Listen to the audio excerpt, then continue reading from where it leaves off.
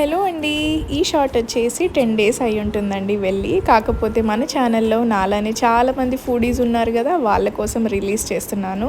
ఈ ప్లేస్ వచ్చేసి రామేశ్వరం కెఫే అండి. బెంగళూరులో చాలా ఫేమస్ కదా, అదే మన హైదరాబాద్లో పెట్టారు కదా, అది పెట్టిన 3-4 డేస్కే వెళ్ళామన్నమాట. నేను మా ఆయన జశ్వంత్ కన్నయ్య అందరము వెళ్ళాము. సో క్రౌడ్ అయితే బాగానే ఉంది. మరి అక్కడ ట్రై చేసిన ఐటమ్స్ వచ్చేసి మసాలా దోశ, ఊతప్పం, తట్ట ఇడ్లీ, పులిహోర, గీ పొడి అన్నం అండి. టేస్ట్ అయితే బాగానే ఉంది. ప్రైజెస్ అయితే కొద్దిగా హైగా అనిపించాయి.